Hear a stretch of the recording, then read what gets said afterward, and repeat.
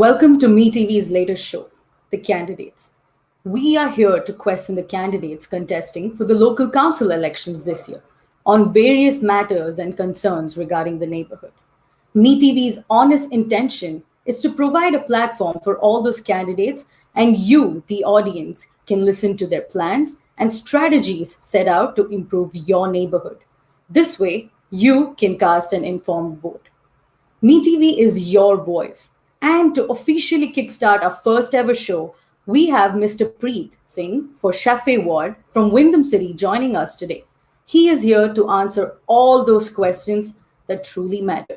Let's hear it straight from the man himself. Thank you so much, Samantha. Thanks for having me on the show. Thank you, Mr. Preet, for joining us on MeTV, The Candidates. Now, before I start off, this is a note to all the audience out there. We are open for your questions to be posted in the comment section below, and Mr. Preet Singh will answer all those questions live on this show. So, Mr. Preet, how has COVID impacted your council elections campaign in reaching out to the community members, you think? Look, it's been quite challenging. So we can't do any campaigning outside. There is a restriction on the gatherings. 80 to 90% of the campaigning is via social media, digital marketing. So the reach is not there as one would have hoped to reach out to the wider audience, like who are not tech savvy. But it is what it is, yeah. So I can't complain because everyone's in the same boat. Obviously, some of the other people who've got more means, more money, they'll have the undue advantage. But all I can do is work hard for it, and give my best shot. Yeah, wonderful. So you're also the local chairman of the Liberal Party Senate Electoral Conference, right? And you've always had like such a strong opinion towards all the political outcomes that are going on out there. What do you think is the major concern at this point for people out there? Look, obviously, COVID-19 has been a major concern with the disaster across the world. People are saying so many lives lost, businesses closed for good. People struggling with mental health issues, even the kids, like they're struggling mentally. So it has a drastic impact on everyone in some way. So the post-COVID recovery is going to be very important. Yes. So look, I'm willing to work with any candidate from any political background, affiliation. Doesn't matter. All we have to do is have a clear roadmap for recovery, work together as a unit, and achieve the best outcomes for the community. Be it like getting more business, generating more jobs, thinking creatively, helping out the community with the mental issues and the stress. So that's going to be a challenge in the next 6 months or a year. True. And now that everything has been online, you have mentioned it yourself, that campaign, everything has become online, right? How are you enjoying doing that right now? It's been very hectic and draining, to be honest, to juggle up with work life, with family. It takes a lot of time and effort, and financially as well, it's quite draining.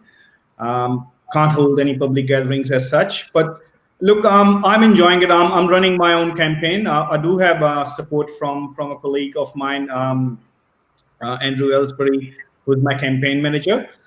So we are running as a team. We've got a good understanding. We've got a set agenda, like what issues we need to put forward for the community, what we see has been happening, and calling out those. So we'll see what happens. Look, I'm just been putting all the efforts and the energy to reach out to the community. Hopefully, people will vote responsibly and choose the right candidates in the upcoming elections. Definitely. So one of the biggest differences now that COVID has impacted is that campaign has changed for the better or worse. That depends on individual candidates at the end of the day. When you're in person and talking to people, you don't really get negative feedbacks to your face. But online, you don't know who's behind the mask. They're all commenting whatever comes to their head first. How have you been dealing with negative comments during your campaign? Look, I've been since I announced my candidacy, there was quite a bit of backlash. Like me being a member of the Liberal Party to start with, there was a bit of trolling. Look, I don't mind constructive criticism because people have the right to question the candidates, yeah, because they need to know like who they will be voting for, what they will bring to the table. So all that criticism, like one needs to take. And look, I just don't suck up as well. So I don't just give always what voters want to hear. So I would like challenge if something's not right, or someone's just crossing the line, I'll call them out. So I'm never afraid to call such people out. Beat the worst. Like I may lose some votes here, but end of the day, it's about doing the right thing. I'm a man of high integrity and honesty, and I take it very seriously. If someone questions that, because like some people try to link my name with a number of other people that I'm running as a team and all, but like within a week or so, they came to know that like there is nothing as such. I'm not a dummy candidate. Yeah. Yeah. So you often mention that you never fear to stand up and do the right thing, and it's very evident because you do have such high integrity and honesty towards the way you're campaigning as well, right? So what do you think has been the biggest drawback because of all the restrictions that has been going on here in Victoria?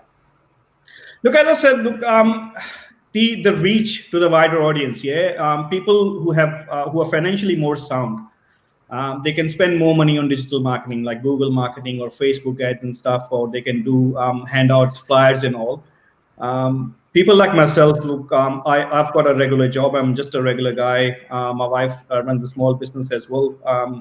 I'm just an everyday person. So I don't have that much means and the money to spend. But I'm doing my best, whatever I can do with whatever resources are available. It has been challenging, as I said, like, and there are a number of other people who are on the same boat as me. So I can't really complain. Yeah. So beggars can't be choosers. And here we are. Rightly said, rightly said. On that note, what do you think is the biggest need you must adhere to if you win these elections? Look, if people would have seen the past few meetings of the council, it seemed to be a dysfunctional chamber. So the biggest challenge would be to unite those people on a common agenda. So the common agenda is everything what we do is going to be done for the benefit of the community. So leave aside all our political beliefs and associations or any sort of personal gains. And work together for the community. So don't bring across any ridiculous motions for self-interest, anything as such. Anything that we do needs to have some sort of substance behind it. And obviously the community should be benefiting out of it. Yeah, definitely. So, Preet, if I may ask, what are the kinds of qualifications you hold that makes you worthy as a candidate and as a right leader for the community? Look, I've been associated with the Liberal Party for almost 8 years now. So, and I have learned a number of things. I've got a good understanding of the levels of the government. Yeah, so local government, state, and federal. So I've got master's degree in accounting as well. So I will be able to analyze the documents correctly. Yeah? So where the money is being spent, like where we can perhaps save some money, and reviewing all those complex documents. Working as a team manager with one of the big four banks also has given me quite a bit of experience in leadership. So communicating the goals and how to reach the targets is something I specialize in. And I would like to bring those skills on the table in the council if I get an opportunity. Yeah. And coming to your website, which we were even talking about offline, it's quite informative, and you've been actively posting a lot of videos that also has these images where you have posted it and you speak about it very actively. How much has it helped change your reputation, you would say? The community would know much. Look, I'm just doing my bit, yeah. So like I'm not doing anything for self-promotion or anything as such. Like, so these are genuine community matters. I have been working with a number of residents in various areas of the ward, bringing those issues forward to the community. And if anyone else is also experiencing those issues, we'll like happily take it to the council.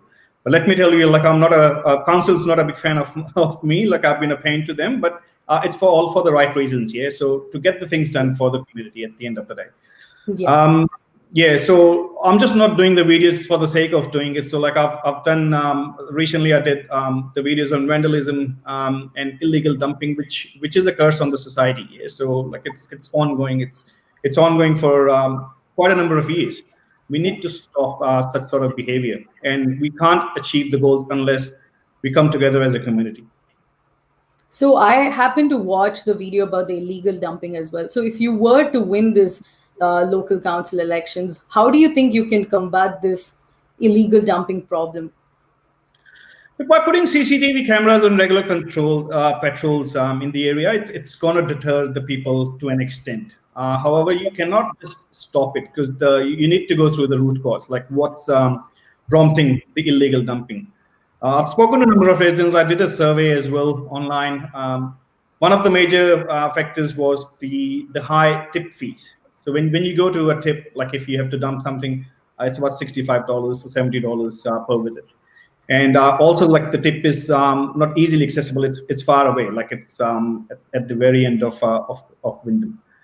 To make it more accessible, make it more affordable, look at having curbside bins, like big bins where people can dispose of cardboards, hard waste, which would generally not be collected otherwise via the free visits, which the council offers 3 visits a year. Things like those, like some of the countries, I've had the opportunity to visit a number of countries. So we can take the ideas from there. Like, and if those ideas are good ideas, why not implement them here and see whether that's going to bring a benefit to the community. So the root cause needs to be targeted rather than having a bandage fit. Yeah, true. So, Preet, I'm coming to a very important question actually. There has been such multicultural involvement in the local council elections this time. What is your take on this? How do you feel about this? This time we actually lucky to have less candidates as compared to 2016. So we've got 25. I think there were around 40-ish in Chaffey last time. Look, everyone's got the democratic right to put their names forward and run for the election. So there is no stopping. What the community needs to do is to research on the candidates and make the right decisions based on the competency. Do not vote based on religion, caste, color. These things won't take anyone forward. Choose the right people for doing the right job, whether they can converse with the public.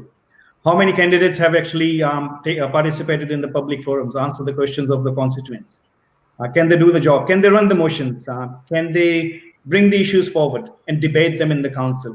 So those are the sort of things you got to look at, and someone who can take a stand as well, not just stuck up to the other councillors, because otherwise their political career or like whatever they think what's going to happen in future, that's going to take a back step. So do the right thing because the community is going to put the trust in you. It's a responsible role, and it becomes utmost important to do the role with integrity and honesty. Yeah. And in what ways do you think you are more capable as a candidate besides those aspirants from the same ethnic communities? It's not a more of a comparison, it's more understanding what makes you a bit more outstanding than them. Look, as I said, I'm not afraid to stand up for doing the right thing. I'll call out all the wrongdoings. I've got the experience in leadership. I've got experience having a master's degree also. I can review the documents, analyze things like those. So those are the things which will make me stand out. And I'm not afraid, as I said, to take a stance for the benefit of the community. I'm happy to work with people from diverse backgrounds, and even in my team, like I've got team members from diverse backgrounds. And all you have to do is you have to show leadership skills to get everyone together for the common goal, for the common objective. So that's going to be very important, and that's what I would like to do. Yeah. The main thing would be there is sense of urgency that's missing. So I just don't muck around, even at work as well. So if I've been given a task, I would like to finish the task within the requisite time frame. Same with the council. If someone's reported an issue, like there is no point waiting for months to action it. So I'm a man of action, man of words. I'll keep my words, otherwise I'll keep my mouth shut. That's good to know. Yeah. So don't you think that if many candidates from the same particular ethnic community, if they stand, wouldn't that cause a divide amongst the community? Look, it may, if they are thinking that the leader of a particular community, like Indian community or Sikh community or Hindu community for Muslim community, I don't see myself in the same shoes. So because you will be representing Wyndham at the end of the day, it's the Wyndham community. So leave aside all the caste, religion, everything else behind, and work for the Wyndham community, because number of people from various nationalities and backgrounds call Wyndham home. So you got to be leading those people, be their voice. Yeah, yeah. And you have been overviewing, overlooking at how the elections have been changing over the years, right? How do you think the whole process has changed over the years? Has it changed for the better, you think? Look, with Wyndham in particular, it hasn't changed much from last two terms. We still have multi-member wards. Some of the other councils they have gone to single-member wards. I believe the next elections may be single-member board, which means like the constituencies will be divided into smaller constituencies where there will be only be one councillor, which would be beneficial because then you can hold that councillor accountable for what they deliver. To be Yeah. honest, so at the moment, like there will be 11 councillors in total from across all the three wards in Wyndham. So to have more accountability, I believe the single member wards would be a better idea. Yeah. And you've been widely involved with voluntary work. Like your website actively also talks about that, be it during the recent bushfires or even the COVID pandemic. How has that developed your image amongst the community, at least in Wyndham City? Look, that website's been only been updated now, and my Facebook page as well. Like I am not a fan of showcasing the community work we do. Neither I'm a fan of joining multiple organizations. I personally don't believe because you can contribute in many ways to the community. But one thing I've learned from the election is like this is also important because people kept on asking, "What have you done? We don't have the evidence and all that stuff." But let me tell you, like every single person in the community, without joining a specific organization, can contribute to the betterment of the society, which I've been doing. Look, I have spent quite a bit of time working with a variety of organizations, given my personal time to them. We also run a small group called Helping Humanity with the Friends, where we help the vulnerable and the needy people financially, emotionally, help them finding jobs, things like those. Like, and that work has been continuing for a long time. Yeah. So like, I just don't go and post a picture of every time like we do something for someone. So Yeah. with the image, look, if you're doing the work for the community, you should not be believing that you should get promotion, any sort of promotion. Most of the community work you will do would go unnoticed, but people would know that like this was the person who helped them out. Yeah. So Yeah. again, it comes to like how people project themselves. I'm not a fan, as I said, of showcasing any such work. That's good. That's good. So, on that note, there are a couple of questions from the audience. So, one of them is asking you about what are your thoughts of the preferential system? We'll come to that point in the end. So we've kept that towards the very end, like where my preference are going to flow. However, look, what I believe is it's the community which should be deciding, not the candidates. Yeah. And on that note, another question is what is your take on conflict of interest in council elections? For example, they're talking about developers standing in council elections while their own plans and permits are to be approved by the council. What is your stance on this? Look, if someone's a developer, you just can't really tell them you can't run for the council elections because the legislation does allow them to run. Obviously, they need to declare any such personal interest, and that's got to be monitored. And there's got to be severe penalties as well if someone's breaching like any of the rules and regulations. What we have seen in the past is yes, like there were conflict of interest allegations raised, and perhaps someone got suspended as well, but like that matter wasn't taken far. Like these things need to be taken very seriously. If someone's manipulating the system for their personal gains, they've got to be held accountable, and the law should take its course. Yeah. And what do you think are your biggest strengths, or rather, let's say, skill sets that you're bringing to the table? Look, as I said, look, I don't muck around. Like I want to get things done for the community. So if I'm given a task, like I will not be satisfied until it's been completed. And apart from that, look, I have been involved with the community regardless of whether my political affiliation or not. Multiculturalism is one area we need to focus on. Inclusiveness. There are a number of things. So the skills would be the skills I bring on the table, being in the leadership role, having the master's degree. But apart from that, it's really showing those skills by leading as well. And Yeah. as I said, look, I don't know whether I'll be making it to the council or like who else would be, but I'm very prepared to work with anyone for the Yeah. common. Yeah. So there's one positive comment. They've said Sri Lankan community will 100% support you, Preet. So when you get messages like this, how do you feel? Does it give you more positivity that there is scope for you to win this?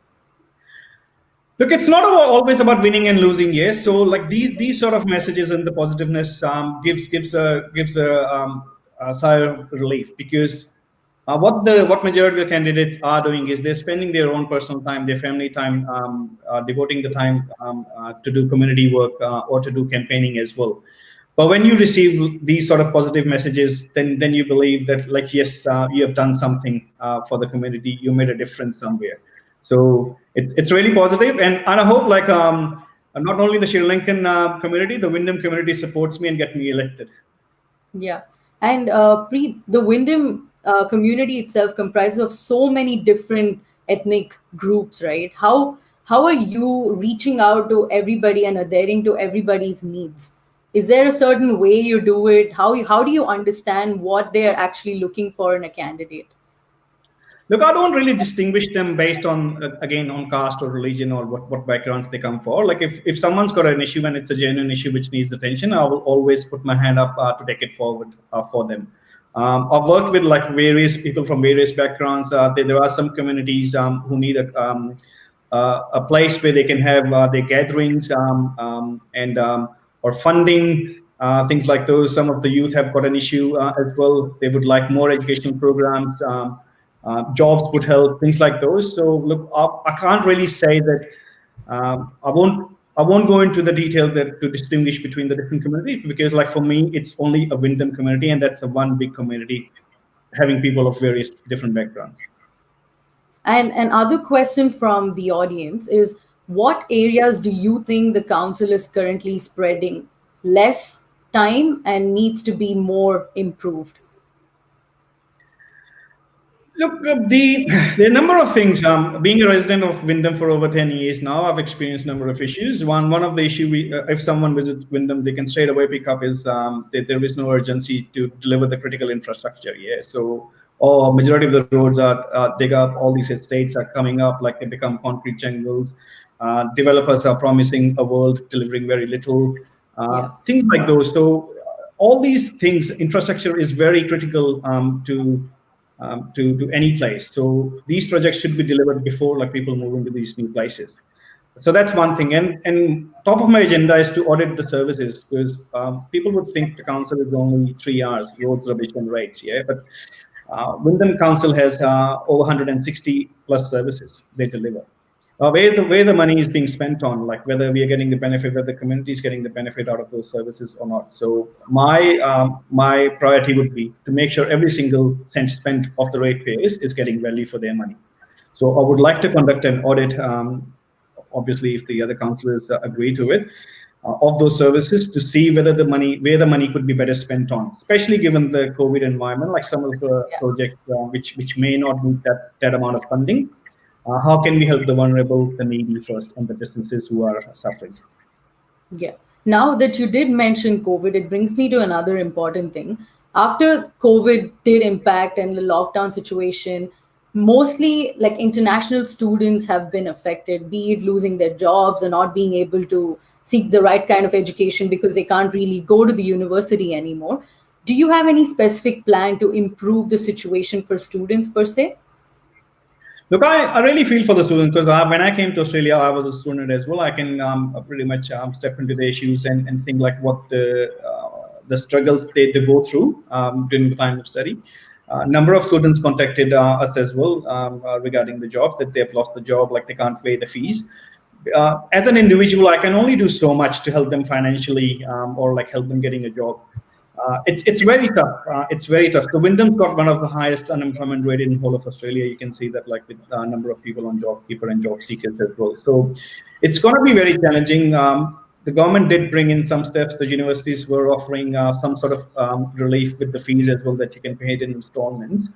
But some of the students who are not that financially well off, like in the background, and their parents can't afford to pay so much, already do feel for them. So obviously the state and the federal governments can do more to assist, because the students are a very important part of our economy. Yeah. If you see of Australia's economy. So if we look after our people, our Yeah. students, the economy will flourish. So there are some plans to start bringing back some international students who are stranded overseas as well, to help kick back the economy. Yeah. But we've got to look at the students who are in Australia as well, who are struggling to meet ends meet. It's amazing. Different communities have come together to help those students out. There are like various groups been set up offering free food, like the temples are running these programs as well. It is so pleasing to see that there is humanity still left in people, and they're helping out these students in need. So I would like to continue doing whatever I can in my personal capacity to help these my brothers and sisters out. That's wonderful. So, on that note, it brings me to another important concept. I was going to ask you myself, but we just got a comment. Does religion or political bias have a place in local elections? Do they play a crucial role? Look, religion doesn't. When you say political bias, I did a presentation on politics in local government. Yeah, so you will hear from a lot of people that there is no place for party politics in the local government. Whether they accept this or not, there was and always be people related to the political parties or having political affiliation. So you can't stop that. Councils across Victoria has got it. Even the Wyndham Council's got it. What those people may bring is the strong values they carry forward, the understanding of the levels of the government, how things work. Like if you have to lobby with the state government or the federal government, for instance, how you can get things done. So I believe like there is no harm in having people from the political backgrounds in the council, as long as they have the right intent and they have the right mindset, that they just need to be working for the community, and it should not be a stepping stone for their political careers or anything like that. So for myself, like I can talk about myself. I don't want to like talk about the others, but I hope others would disclose their political affiliations as well, as I did from day one. My only goal is to help the community out. And I know like it goes like it's a bit of a disadvantage, because though some people would feel that we don't want a liberal to be in the council or anything such. But let me assure you, leave aside my political affiliation, I am very committed to work honestly with full integrity for the community of Wyndham. That's amazing. So let's talk a bit about your strategies and your plans and methodologies that you have set out for yourself, like as like a to-do list. Once if you do get elected, what are some of the first things you're gonna give attention to? Look at the plans. As I said, the plans are simple, because obviously the council is working for the ratepayers. But we need to make sure every single cent spent, it's getting value for the money. As I already touched base on auditing those services to make sure the community is getting the best. There are a number of other issues as well, but the prime objective would be the post-COVID recovery, obviously, and then we can touch base on the others. As I said, critical infrastructure would be the other big part, delivering the roads and the bridges and all. Development in the newer estates, we need to make sure that the developers are delivering on their promises, and because at the end of the day, the residents, they suffer. Yeah. So more stringent fines, make them more accountable. Illegal dumping, obviously we need to conserve the environment as well. Vandalism, like it's a blot on the society, it doesn't look good. So we need to have more educational programs, especially for the youth. And we would promote more community groups who can assist with cleaning up the graffiti and all. So we need to encourage such groups of people. There are a number of people who are already doing it anyway. So you will see people like clearing rubbish from the parks and all. It's all their volunteer time. It's a cost to the ratepayers, like when someone does vandalism or dumps on the council property to clear it. So if we can have means to stop this behavior, it's going to benefit the community, and we can better spend that money on something else which is more useful. Yeah. So another question from the comments itself, they're asking, how could you work with a government that doesn't fit your political beliefs? Do you think there would, of course, be some friction, but how are you planning to push your agenda and your goals to ultimately make a better neighborhood? I think that would actually be better. Like if you have the state labor in at the moment, the state labor is in power, and like me coming from the Liberal Party, I can absolutely hold them accountable for whatever they have been doing. So labor's ignored the West for a number of years. It's a systemic neglect. So look, I'm not going to be pleasing anyone or sucking up to anyone. I'll just call it out and make sure like they deliver what they're supposed to. All these promises should not be delivered when the election time is coming up. It should be a structured approach. Take an example of the Thanit station parking problem. 2018, they promised to extend the parking. They haven't extended the parking. Then Labor's been jumping upside down saying, oh, we promised like 2 new bus routes, which is good like for the community. But when we need 2 new train stations, so you're trying to make fool of the public that, okay, so we're giving you 2 new buses. It doesn't make much of a difference. So they haven't catered to the growing needs of this community. So we will make sure that these people sitting in the parliament, they do their job properly. And because the community has chosen them as their representatives, they just can't sit on a safe labor seat and think like we don't have to do and deliver much. So would actually be good, like would be very interesting.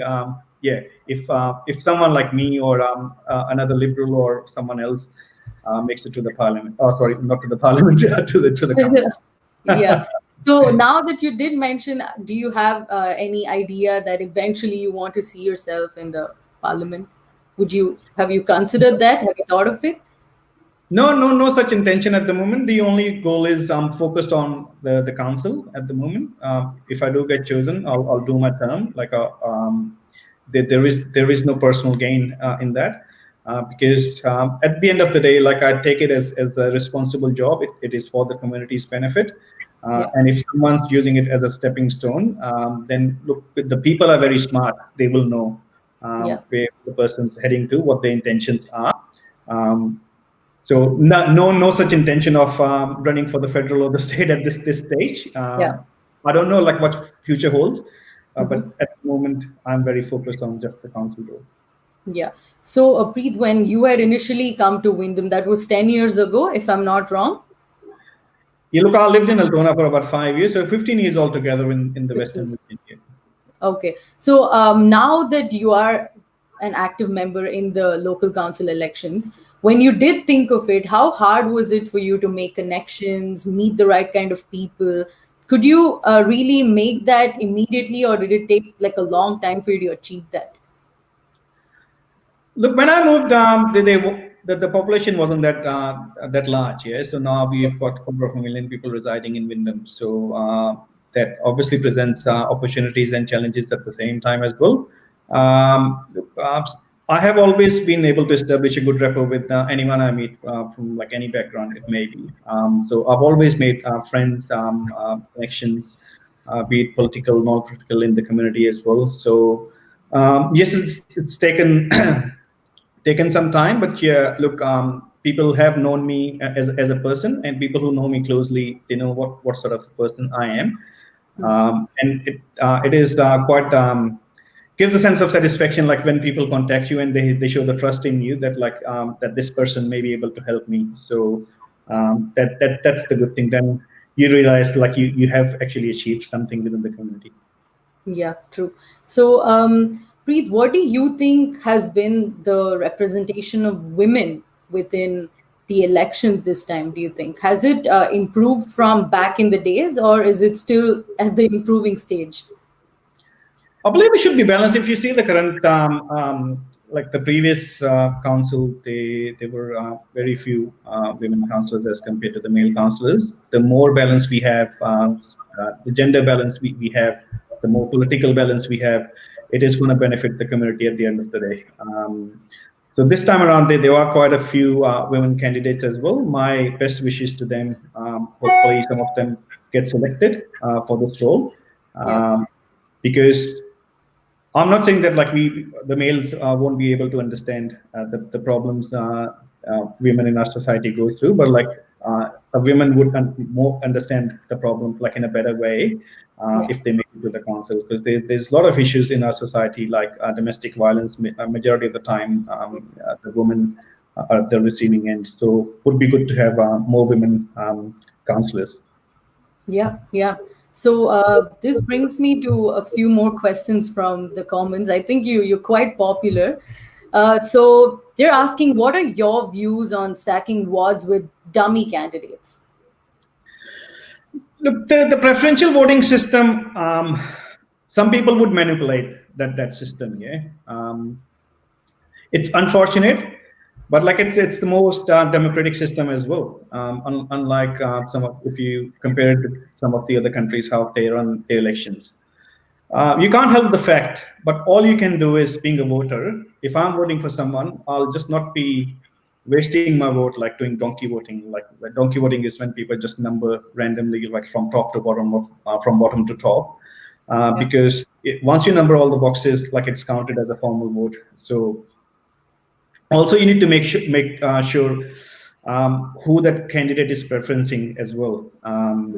Because indirectly your vote may end up with the person like you don't even know about. So do the research on the candidates, make the right decision, see what they stand for, what their qualifications are, whether they're competent to do the job. So spend about 10-15 minutes on the ballot paper. It's not going to be as long as it was last time. It's only 25 candidates from ChaffeyWard. But cast your vote responsibly is my advice. Look, obviously, the government and the media, they were informed of manipulation going on last time as well. Unfortunately, the state government, there was a report that was tabled, and the minister didn't take any action. So it's unfortunate because local government plays a very important role in our society. So we should have a fair election, a clean election, and any candidate get chosen should be based on the competency, not based on like if they're running a team as such. So, but that's a matter of the fact. We can only do so much. We can't change the system. It is what it is. But then the ball is in the community's hand. True. And what have you been doing in terms of uniting all those candidates who are standing from the subcontinent? Another question from the comment section for you. Look, there were talks about, only one person should be standing from one community. Then there are enough votes, Indian votes, or Sikh votes, or Muslim votes, we can have a candidate chosen. Look, I don't believe in all these things, because when I chose to run, I made up my mind that I'll be representing the Wyndham community, not any particular community for that instance. Uniting the candidates, look, again, it comes to based on the competency, because there are no such guidelines at the moment. The only guidelines are like you got to be 18 years old, like you don't have to be bankrupt, you should be living in the area as well. These are the only set of guidelines. I believe there could be some sort of mechanism in upcoming elections after the 4-year term the government brings in, where the candidates, they have to go through a set criteria before they nominate themselves. Because at the moment, all you have to do is a mandatory training, which literally takes 10 minutes to do, and anyone can do it. Yeah, like it's just a reading document. So more stringent process, more criteria in place before people nominate. That would be the best way of doing this going forward. Yeah, and you have been seeing a lot of other candidates campaign as well now that everything has become online. Has anything like personally not affected you in a positive way that you were like, oh, you know what, this is a good strategy, like I should probably implement this? Was there anything as such like that? Look, I'm just focused on my campaign. Yeah, look, I would like to be elected. Whatever everyone else is doing, like that, they're doing for themselves. So I have like kept my focus on my campaign, what I can do. Um, Obviously, there would be good ideas what the other people are doing as well. But nothing as such. Look, I don't believe in copying the stuff. Like I would like to be creative myself and do it on my own. Yeah, yeah. So, bringing this brings to me another important thing. You were talking about the preferential elections, and if you can talk about how has it helped the community for the better or for the worse? What do you think about that? Look, it's hard to say. So all you can do is you can question what the maybe the current councillors or the previous councillors have done, what they've achieved. There should be some sort of mechanism in place where yearly they are scrutinized or rated based on what they've achieved for the community. Yeah, so then people would know exactly. So we have chosen this person to do the role, and this is what they have achieved at the end of the day. So when they go for re-election, people have a clear idea like what that councillor or the previous candidate has achieved for the community. Yeah. There is not much information, unfortunately, available at the moment. Or literally, the councillors can do a paragraph on what the achievements are, but that's got to be analysed whether that's a true reflection of what they did and what they achieved for the community. True, true, rightly said. So, if you do win the elections, what would Wyndham City look like in your perspective? Look, if I say I'll change the role. Like I'll be making a fool of myself, but the community as well. So because you can only stick to what the role of the councillor is. Yeah. So like don't make any false promises or promises that are outside the scope of the role of the councillor. Yes, there would be some of the things, some of the issues where you have to lobby with the state and the federal, and the best you can do is, and you can lobby hard to get those facilities delivered for the local community. But apart from that, like yeah, stay ground, just stick to the basics, because don't go for the moon, otherwise you won't even have a place on Earth as well. So yeah. Yeah.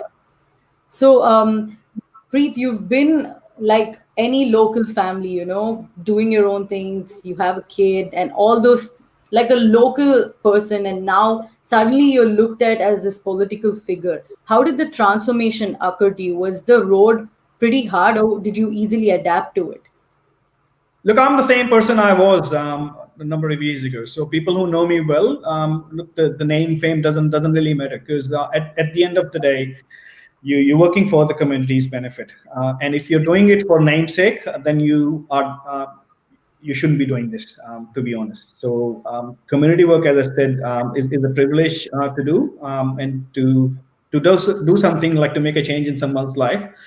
That's a matter of honor, and gives sense of satisfaction as well. So look, I'm not doing anything for name or fame or anything as such. Nothing's changed for me. I'm still the same. Um, Probably like a bit less time to spend with the family, I would say. Like it gets hectic because the weekends are majority of the time on the weekends I'm occupied doing other stuff for the community, chasing it up, like writing emails, helping someone out. We helped the Tarnet family who was in dire need, like raised up the funds, and the fight's still going on with the insurance company. So there's quite a bit of work that's been involved, going back and forth with the emails, sending letters, things like those. So it does take time away, but as I said, I'm quite satisfied that I am able to help someone out. That's good. That's really nice. So, what gave you that motivation to even think of, okay, you know what, I want to be a local counselor? What gave you that motivation? Was it like a sudden waking up? Yes, I want to do this kind of thing. Look, as I said, so being affiliated with the party for a number of years, it's not that I've just joined the party yesterday and put my hand up today. So I did understand how the systems work, and look, Australia gives a fair go to everyone. Coming from another country, it's very hard unless like you have the means and the power to be in politics. And people who are not even qualified or they even literate, like they make it to the politics. So Australia, in that sense, is very lucky that everyone has an equal opportunity. I feel I can really make a difference if I'm chosen to be a counselor.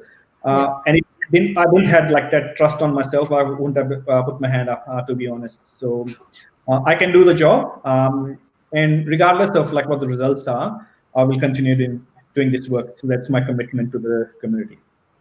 That's amazing. So, another question from the audience itself: how does post-pandemic era look in your view in terms of priorities for the council?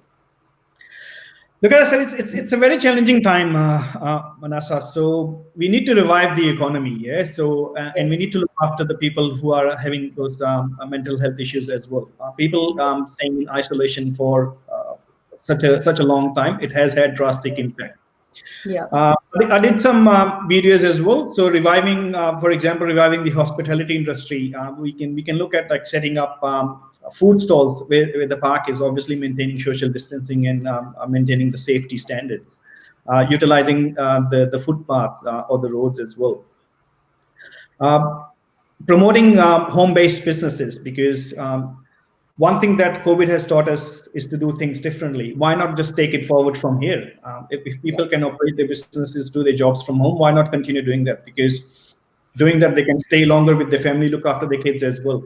So creative thinking like that, encouraging entrepreneurship, helping our young people set up their businesses, making it more affordable, reasonable in fee wise going forward. We can bring back the economy back into action, and Wyndham can actually contribute a lot in collaboration, obviously, with the state and the federal government. Yeah. So, one thing before I do wrap up the interview, I'm just going to take one final question from the audience. So, they're asking: do you think the Western community are ready for people from the Southeastern Asian community? What do you feel about that? Look, we are Australians as anyone else. So I True. won't differentiate ourselves with any of the other communities. Yeah. I am 100% ready to do the role of Councillor Justice. I can talk about myself and my best wishes to all the other candidates as well at the same time. That's amazing. Mr. Preet, it was truly a delight talking to you, and your plans were all well said, and I truly enjoyed my time talking to you. I wish you all the best, and I hope the right candidate does win. Thank you so much. And finally, to lift the curtain of my preference deal, because I did Yeah. mention in the post yesterday, I'll be announcing where my preferences are gonna go. Yeah. And we discussed about like how important the preferences could be, because like that actually changes the outcomes as well. I personally do not believe that the candidates should be telling the voters who they should vote for. The voters should be making that decision. So I've made a decision to run an open ticket. An open ticket means I request people to vote for me as number one in the box, and they can choose whatever order they feel like and vote for any candidate they feel like who's competent enough to do the job justice. So I said, like, I'm not running as a team. And from day one, I said, I'm running alone. And I have full trust in my supporters, my friends, my family, and the Wyndham community that you will choose the right person for the right role. That's amazing. That's amazing, Preet. Thank you. Thank you so much for that. And I would like to thank all of them who actually tuned in and did comment some really fantastic questions, because it really opened up a lot of discussions with you as well. So thank you so much, Preet, once again for joining us on Me TV. And thank you, everybody in the audience who took their time out to ask Preet some amazing questions. Preet, do you have some final comments that you would like to say? Vote one for me. Obviously, I would like to say that, but at the end of the day, look at the people who got to make the decision. As I said, when you receive the ballot papers, so it's going to be they will start being sent out after the 6th or 7th of October. Just take your time. Take 5-10 minutes to go through the ballot, read about the candidates, do a bit of research, because you'll have plenty of time until the 23rd of October to return those ballots. Don't make a rush decision. Do pay attention to who the other candidates are preferencing. If they're sending you how to vote cards, who those other people. I'm not saying that it's illegal to send how to vote cards. People can absolutely do that. But whether those candidates who have been chosen in a specific order, whether those candidates are worthy enough to make it to the councillor role. Thank you, Preet, and thank you everyone in the audience once again for supporting MeTV, because it is MeTV's honest intention at the end of the day to provide a platform to candidates like Preet Singh himself, and for you, all the audience, to make the right choice. Thank you one and all for joining. Thank you, Preet, one more time, and keep supporting MeTV. Thank you all. Thank you so much. Thanks everyone who joined in. Thank you very much, Manasa.